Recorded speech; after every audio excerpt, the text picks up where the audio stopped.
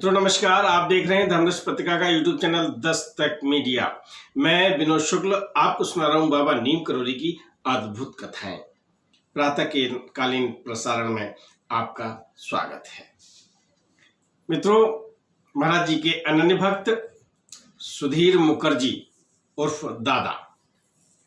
दादा की जो जीवनचर्या रही, जीवन काल रहा और जीवन में जो महत्वपूर्ण घटनाएं हुई उन पर उनकी धर्मपत्नी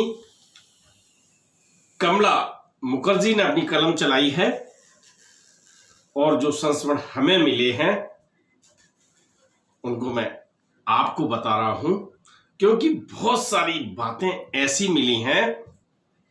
जैसे एक यही है कि महाराज जी ने मंत्र दिया था। अभी तक मैंने जहां कहीं डिटेल जो मुझको मिल पाई उसमें यह था कि जो मंत्र दिया था, लेकिन कौन सा मंत्र दिया था ये आज तक पता नहीं था।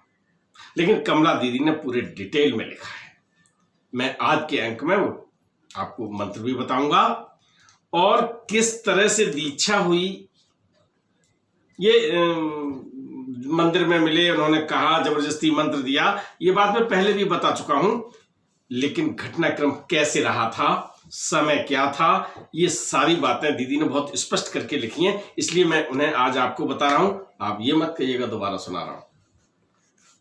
बातें वही हैं लेकिन तथ्य अलग हैं, इसलिए मैं आपको ये कथा के क्रमांक को आप गिन लीजिए भले ही, लेकिन जो चीज मैं आपको बताने जा रहा हूं वो संभवतः कहीं किसी भी साहित्य में कहीं पर भी नहीं है। बात 1937 की है।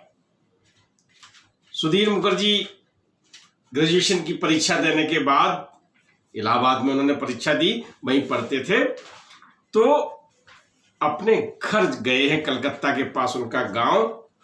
और कलकत्ता जब पहुंचे हैं तो उन्होंने ये सोचा कि एक दो दिन यहां रुक लें। उनके एक रिलेटिव रहते थे, वहां वो रुक गए। आप जानते हो आज भी छुट्टियां होती हैं मई जून की, और लगभग 2.5 महीने का ग्रीष्म का अवकाश होता है, गर्मी का जो अवकाश, उसमें वो इलाहाबाद से घर जा रहे हैं और घर जाते वक्त कलकत्ता में रुक गए हैं। और मित्र, कोई जब गांव में रहता है और किसी बड़े शहर में रहने का मौका मिलता है, ठहरने का मौका मिलता है, तो वो चाहता है इसे घूम ले, देख ले इसमें क्या है। तो मुखर्जी साहब अपने किसी रिश्तेदार के यहां रुके हुए हैं और सुबह ही निकल जाते हैं। और ट्राम जो बसें जो वहां पर उस समय चल रही थी, उसका एक टिकट बनता था पूरे दिन का। आप किसी बस से कहीं जाइए शहर में, एक टिकट बनवा लीजिए, तो वो एक टिकट बनवा लेते थे और सुबह से शाम तक घूमा करते थे। और आप ही मान लीजिए, यहां भी ये साबित होता है कि मुखर्जी दादा बहुत धार्मिक व्यक्ति थे। वो मंदिर से मंदिर घूम रहे थे उस समय। तो एक दिन मुखर्जी दादा गंगा के तट पर, गंगा जी हैं वहां पर, तो वहां पर शंकर जी के मंदिर भी हैं और बहुत छोटे छोटे मंदिर हैं। एक यहाँ बना है, एक थोड़ी दूर पर बना है, तो इस तरह से तो हर मंदिर में जाते हुए अपना दर्शन कर रहे थे। तो दक्षिणेश्वर मंदिर के में थे और वो लगभग दोपहर के 2 बज रहे थे। 2 बजे के लगभग धूप थी, मई का महीना था। तो दर्शन करके जैसे ही बाहर निकले, 5-6 मंदिर घूम के आ गए थे वो, और जैसे ही बाहर निकले, एक युवा साधु जिसके दाढ़ी मूछ भी थी, धोती सफेद लपेटे हुए था, उसने कंधे पर हाथ रखा और उन्होंने जो शब्द कहे वो दीदी ने लिखे हैं। मेरे बेटे, तुम ब्राह्मण हो, मैं तुम्हें मंत्र दूंगा। इतनी जब बात उस अनजान साधु के मुंह से वो सुनते हैं तो वो घबरा जाते हैं। भाई, जान न पहचान, न कोई दुआ, न सलाम, न कोई बात, सीधी सीधी यही बात, कंधे पे हाथ रखा और सीधा संबोधन, मेरे बेटे, और मेरे बेटे का जो संबोधन था, तो निश्चित रूप से मान लीजिए भाई या तो ऊपर वाला या पिता। ये तो बाद का जीवन काल रहा, ये जीवन का एक जो पहलू है, लेकिन उस दिन अनजान थे और पहली मुलाकात थी। तो जैसे ही उन्होंने मंत्र की बात की, उन्हें नहीं मैं मंत्र नहीं लेता, मेरा कोई मतलब नहीं, मैं इसमें विश्वास नहीं रखता।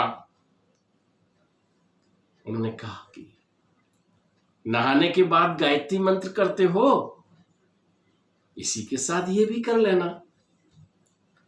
अब मुखर्जी दादा को ये समझ में आया कि ये इनसे कैसे बला हटा दी जाए, इनको इनसे दूरी बना दी जाए, कैसे ये बाबा एकदम गले पड़ गए, जैसे आदमी जबरदस्ती होता है ना, गले पड़ गए, इनको हटा गए। तो उन्हें अच्छा ठीक है दे दो। तो उन्होंने जो मंत्र दिया, मैं आपके सामने वही शब्द बोलता हूं, आप बहुत ध्यान से सुनिए, चाहे लिख लीजिए, क्योंकि एक अमूल्य चीज है ये। मैं चाहूंगा कि स्क्रीन पर भी आपको लिखा हुआ ये दिखाई पड़े, आप लिख दीजिएगा।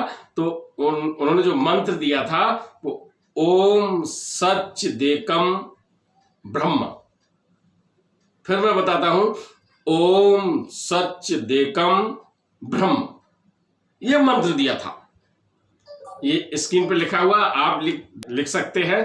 और ये मंत्र दादा को जो दिया, क्योंकि दीदी ने लिखा है, तो आप समझ लीजिए कि ये मंत्र काफी खोजबीन के बाद, या महाराज जी की कृपा है तो मिल गया है। और जब लोग मांगते हैं, कहते हैं कि साहब महाराज जी का कोई मंत्र दे दीजिएगा, तो मैं राम राम ही बताता हूं। लेकिन सुधीर दादा को जो उन्होंने मंत्र दिया था, वो आप हमारी स्क्रीन पर देख रहे हैं। और इस मंत्र को आप जप सकते हैं, क्योंकि ये मंत्र वेदांत का सार तत्व है। ये मंत्र जब उन्हें मिल गया, तो फिर आप बताएं हुआ क्या। दादा घबरा गए हैं, मंत्र उन्होंने ले लिया है, और फिर वो आगे बढ़े। और जैसे ही आगे बढ़ते हैं, आगे कुछ कदम चले और पीछे देखते हैं। जब पीछे देखा तो वहां कोई नहीं था, क्योंकि महाराज जी तो केवल मंत्र देने आए थे और मंत्र दे दिया उन्हें। तो मुखर्जी सोचते हैं कि अभी तो मंत्र दिया, कहां चले गए।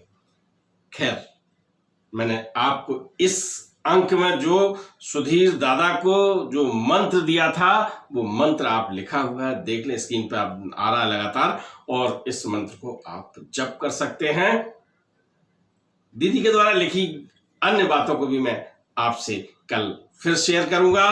तब तक के लिए राम राम। वीडियो पसंद आए तो लाइक कीजिए, शेयर कीजिए, सब्सक्राइब बटन पर क्लिक करके चैनल को सब्सक्राइब करें और बेल आइकन दबाना बिल्कुल ना भूलें, ताकि हमारे अपडेट वीडियो आपको मिलते रहें।